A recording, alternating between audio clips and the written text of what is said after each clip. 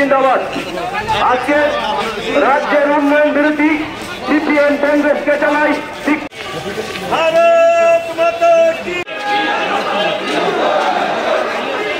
মিছিল আপনাদের সঙ্গে দিয়ে ধীরে ধীরে এগিয়ে যাচ্ছে। তারা মানুষকে বিভ্রান্ত করার জন্য আমাদের ভারতীয় জনতা পার্টি সরকারের উপর বিভিন্নভাবে তারা আরোপ লাগাচ্ছে। তার বিরুদ্ধে প্রতিবাদ জানাতেই আমরা আজকে মাঠে নেমেছি।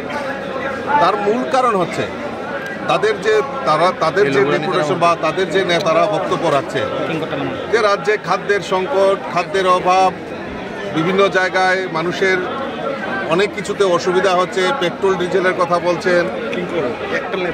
আমরা তাদেরকে আশ্বস্ত করতে চাই এই রাজ্যের বুকে ভারতীয় জনতা পার্টির নেতৃত্বে সরকার সবচেয়ে বড় যেটা প্রাধান্য সেটা হলো গরিব মেহনতি মানুষ থেকে শুরু করে শ্রমজীবী মানুষ, রাজ্যের সরকারি কর্মচারী প্রত্যেকের জন্য কিছু না কিছু পরিকল্পনার মাধ্যমে আমাদের এই রাজ্য সরকার, আমাদের রাজ্যের মাননীয় মুখ্যমন্ত্রীর নেতৃত্বে যে সরকার, এই সরকার মানুষের জন্য পরিষেবা দিয়ে আসছে।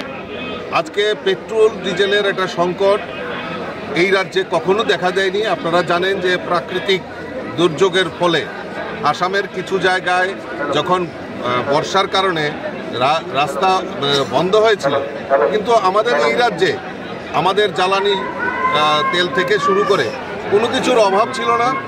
আমরা রেশনই